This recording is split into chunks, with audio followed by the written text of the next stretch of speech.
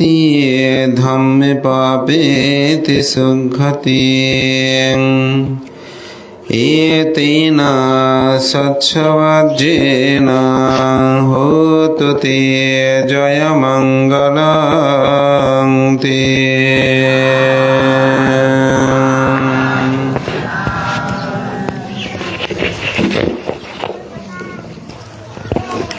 শ্রদ্ধাবান উপাসক বাবা বনফুল বড়ুয়ার পরিবার কর্তৃক আয়োজিত আজকের এই মুহূর্তে পূর্ণময় এই অষ্টপ্রসার সংবাদন অনুষ্ঠানের পরমারাধ্য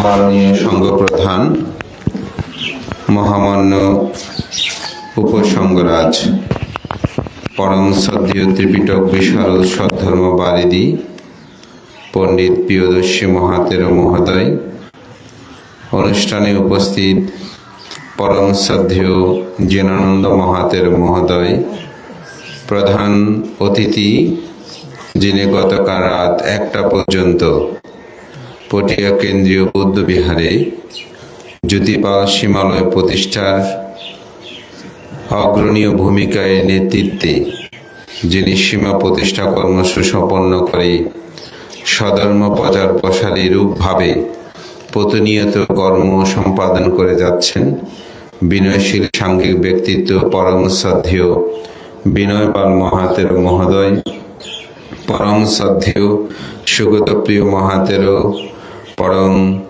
শ্রদ্ধেয় শাসনশ্রী মহাতেরো, পরম শ্রদ্ধেয় বিপুল সেন মহাতেরো, প্রিয়পালজন শ্রদ্ধাপাল ভিক্ষু সহ জয়পাল ভিক্ষু জ্যোতিশ্রী প্রমুখ মাননীয় সংঘ এবং মহান সংঘের প্রতি আমি বিনম্র চিত্তে শ্রদ্ধা অর্ঘ্যবন্দনা নিবেদন করছি। আপনাদের সকলের প্রতি মৈত্রী চিত্তে পুণ্যদান এবং যাদেরকে স্মরণ করে আজকের আয়োজন সে পরপার্গত জ্ঞাতিগণকে পুণ্যদান এবং আজকে যার শুভ জন্মদিন তার নিরোগ দীর্ঘ জীবন কামনায় আশীর্বাদ ও পুণ্যদান করছি। বিশেষ করে আজকের সবাই আমাদের প্রিয়ভাজন সঙ্গমিত্র ভিক্ষু করলে মানুষ স্বর্গে যায়। যেমন আমি যে গাথাটা দিয়ে শুরু করেছি, নাহি ধম্ম আধম্ম চা উবসাম বিপাকিন আধম্মাং নিরয়ং নেতি ধাম্ম পাপেতি সুগাতিন। এখানে বলা হচ্ছে ধর্ম অধর্ম দুটি সমফলদায়ক নয়। অধর্ম মানুষকে নরকে নিরয়ে নিয়ে যায়, ধর্ম মানুষকে সুগতি স্বর্গলোকে নিয়ে যায়। এই কথাটা তিনি বিশ্বাস করতেন না। তো কাশ্যপ নামক একজন বিখ্যাত ভিক্ষু ছিলেন। তিনি যখন বুদ্ধের এই কথাগুলো ব্যাখ্যা করতেন, স্বর্গ নরকের কথা বলতেন, তিনি একদিন বলতেন, ভান্তে আপনি যে স্বর্গ নরকের কথা বলেন, কে বলছেন? পায়াসী রাজা। আমি এগুলো বিশ্বাস করি না। বলে কেন বিশ্বাস করেন না? তার অনেকগুলো তিনি উদাহরণ দিয়েছেন, অনেকগুলো সমাধানও হয়েছে। আমি শুধুমাত্র এখান থেকে দুটি বলবো। বলছেন, ভান্তে আমি নরক বিশ্বাস করি না। তার প্রধান কারণ হচ্ছে আমার এক বন্ধু, সে সারা জীবন পাপকর্ম সম্পাদন করেছে। প্রাণী হত্যা করত, চুরি করত, ব্যভিচারী করত, মিথ্যা কথা বলতো, কর্কশ বাক্য ভাষণ করত, নেশাদ্রব্য সেবন করত। সে যখন মৃত্যুশয্যায় শায়িত হয়, তুমি নরকে যাওয়ার পর সেখান থেকে ফিরে এসে আমাকে বলিও আমি পাপকর্মের দ্বারা এখন নরকে আছি। ভান্তে আমার বন্ধু কথা দিল, ঠিক আছে বন্ধু, আমি তোমাকে এসে জানাবো। ভান্তে একদিন গেল, 2 দিন গেল, সপ্তাহ গেল, মাস গেল, এরকম আজ বহু বছর অতিবাহিত হলো। আমার বন্ধু ফিরে এসে আমাকে বলে নাই যে আমি এখন নরকের মধ্যে আছি। ভান্তে সেজন্য নরক কি এটা আমি বিশ্বাস করি না। ও খুব ভালো কথা বললেন। তো স্বর্গ কেন বিশ্বাস করেন না? ভান্তে আমার আরেক বন্ধু ছিল, সেই অত্যন্ত ধার্মিক শীলবান ছিল। সে কখনো প্রাণী হত্যা করত না, চুরি করতো না, ব্যভিচারী করতো না, মিথ্যা বেদে কর্কশ কথা বলতো না, সুরামদ গাঁজাতা নেশাদ্রব্য সে সেবন করতো না, খুব শীলময় জীবন যাপন করত। সে যখন মৃত্যুশয্যায় শায়িত, আমি তাকে দেখতে গেলাম, গিয়ে বলছি, বন্ধু, তোমার সাথে আমার তো আজীবন অনেক কথোপকথন হয়েছে, কারণে অকারণে আমিও তোমার অনেক সহযোগিতা করেছি, তো আমার একটা উপকার করতে পারবে? বলছে, বন্ধু, আমি তো এখন মরে যাব, তোমার আর কি উপকার করব, আমি তো মৃত্যুশয্যায় শায়িত। বলে যে, না, তোমার এখন কেমন আছো? তুমি তো আজীবন পুণ্য করলে, তুমি অবশ্যই স্বর্গে যাবে। বলে, হ্যাঁ বন্ধু, আমার মৃত্যুতে কোনো দুঃখ নাই, আমি বিবিধ নিমিত্ত দেখছি, আমার মনে হচ্ছে আমি মৃত্যুর পরে অবশ্যই স্বর্গে যাব। বলে, বন্ধু, তাহলে এই অতীব দুর্ভাগ্য, একদিন গেল, 2 দিন গেল, সপ্তাহ গেল, মাস গেল, বছর গেল, বহু বছর গেল, কর্মের দ্বারা মৃত্যুর পরে নিরয় নরকের মধ্যে উৎপন্ন হয়েছে। সে যদি বহুবার ভাবে, সে নিরয় পালকগণকে বলে, আমাকে ছেড়ে দাও, আমি গিয়ে একটু বন্ধুর সাথে দেখা করে আসি। আপনি যেমন ফাঁসির দণ্ডপ্রাপ্ত আসামিকে আপনি ছেড়ে দিচ্ছেন না, অনুরূপভাবে নিরয় পালকগণ কিভাবে একজন পাপিষ্ঠকে ছেড়ে দেবে, আপনি কি সেটা চিন্তা করতে পারেন না? ও ভান্তে, আপনি তো ঠিক বলেছেন, আসলেই তো ঠিক। ফাঁসির দণ্ডপ্রাপ্ত আসামিকে যেমন আমি ছেড়ে না দিই, ঠিক যারা পাপ ও কর্মের দ্বারা নরকের মধ্যে উৎপন্ন হয়েছে, সেই নিরয় পালকগণ কিভাবে ছেড়ে দেবে? না ভান্তে, আমি এখন বুঝতে পেরেছি কেন আমার বন্ধু আসতে পারে নাই। তবে ভান্তে, স্বর্গে যেটা গেছেন সেটা কেন আসে নাই? বলে যে, আপনি রাস্তা দিয়ে হেঁটে যাওয়ার সময় একটা তুমি থাকবে, যদি আজীবন থাকতো নাকি এখানে থাকবে। এখানে হয়তো বাংলাদেশে মা বাবা আমাদের জ্ঞাতির টান আসবে, কিন্তু যদি বলতে না সবাইকে সেখানে রাখা হবে, তুমি কোথায় থাকবে? দেখবেন সে বলবে যে, আমি এখানে থাকবো। স্বর্গ নরকের বহুদূর যেতে, এখানে আসতে বললেও আসবে না। এরকম আছে না? অনেক এরকম আছে। আমার অনেক জ্ঞাতি স্বজন, যেটা সত্যি, সবাই এখন মানে চলে যাচ্ছে। আমি একটু নিষেধ করি, মানে তোমরা দেশে থাকো, কিছু করো। এখন সত্যি কথা, আমার সাথে আর মানে কত সব ঠিকঠাক হয়ে যাওয়ার পর আশীর্বাদ নিতে আসে যে, মানতে এরকম হয়েছে, একটু আশীর্বাদ করেন, যেটা সত্যি। কেন? আমিও আর কিছু বলতে পারি না। এই বছর 2-1 থেকে, আগে তবুও কিছুটা বলতাম, এই বছর 1.5 থেকে আর সেই বলাটাও সুযোগ হচ্ছে না। আমি কথাটা এই জন্যই বলছি, আপনি যে একটা সুন্দর জায়গায় থাকেন, বলছেন নরকে, ওই নালা নর্দমায় কি যাবেই? কাশ্যপ ভান্তে বলছে, একটু উদাহরণ দিলাম, আসবে কিনা নালা নর্দমার মধ্যে?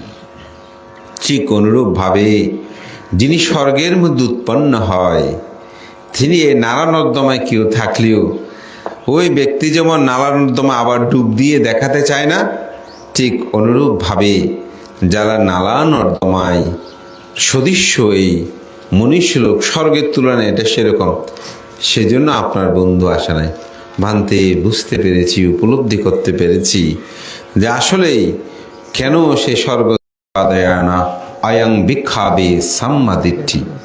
দুঃখ আছে, দুঃখের কারণ আছে, দুঃখ নিরোধ আছে, দুঃখ নিরোধের উপায় আছে। এই 4ই আর্য সত্য যিনি অনুধাবন করতে পারবেন, তিনি ধর্ম কি অধর্ম কি এটাকে উপলব্ধি করতে পারবেন।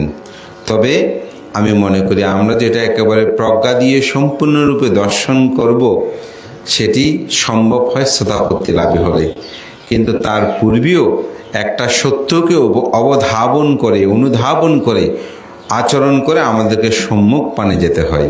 তা আমি মনে করি আজকে বনফুল বাবুর পরিবার, তারা সেরূপভাবে তাদের পরপারগত জ্ঞাতি ভ্রাতা এবং ওনাদের সন্তানের শুভ জন্মদিনকে আজকে উপলক্ষ করে এই পুণ্যময় আয়োজন। তো মানব জন্ম অতীব দুর্লভ, এটি আমাদের এই চর্মচক্ষু দ্বারা অনুধাবন করা যাবে না।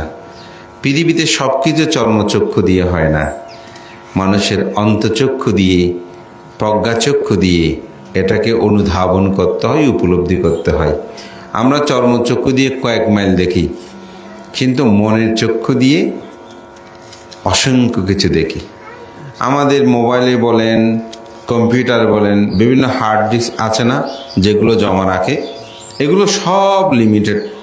যত আনলিমিটেড বলেন, এগুলো সব কিছু লিমিট আছে। কিন্তু পৃথিবীতে এমন একটি মেমোরি আছে যেটার কোনো লিমিট নাই।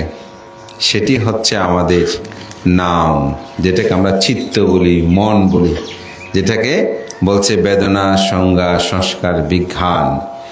এই বিজ্ঞান এটি এমন, চিত্ত এটি এমন, হার্ট এটি এমন, এটা অসংখ্য আধুনিক বিজ্ঞান প্রযুক্তির যুগে বলছে আমাদের এই ব্রেনের সামান্য অংশ মাত্র ব্যবহৃত হয়। কোনো কোনো ক্ষেত্রে 3%, কোনো কোনো ক্ষেত্রে 7%, সম্ভবত আইনস্টাইন 8% না কত মাত্র ব্যবহৃত হয়েছে।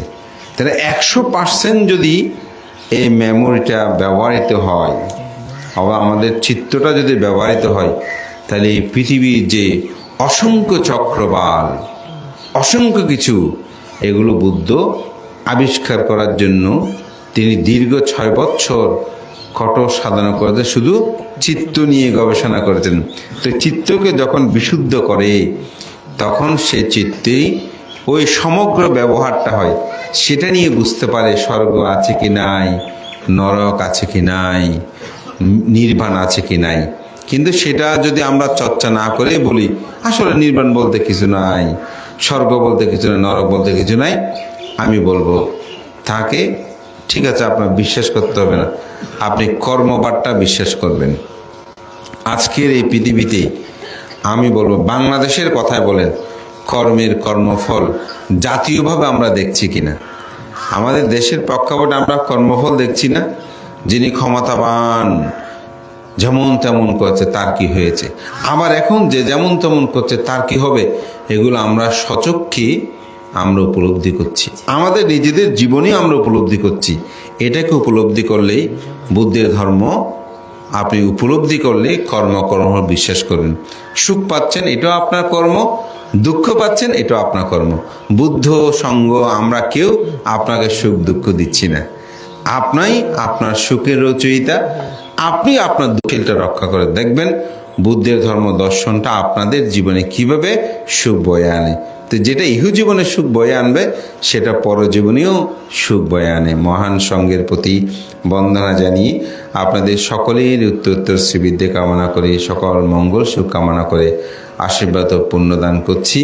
বনফুল বাবু সম্পর্কে আমি তেমন বেশি জানি, আজকের এখানে আলোচনা অনেক জানলাম। এবং আজকে সকালবেলাও এই বাড়িরই সন্তান আমাদের ফণীভূষণ বাবু, ওনার বাবা মার জন্য আজকে সকালে একটা ফার্ম করেছে, ওখানে ছিলাম, ওনাদেরকেও আর কি নিমন্ত্রণ করা হয়েছে। বললো উনি তো এখন আসলে তেমন চলাফেরা করতে পারে না, তবে গ্রামের কথা বলছিল, এই পরিবারের কথাও বলছিল যে ওনারা কীভাবে আজকে বেড়ে ওঠে, ওদের পারিবারিক যে অবস্থান।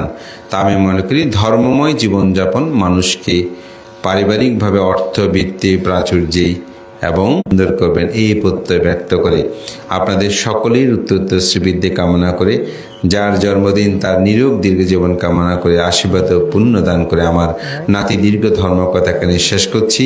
জগতের সকল প্রাণী সুখী হোক।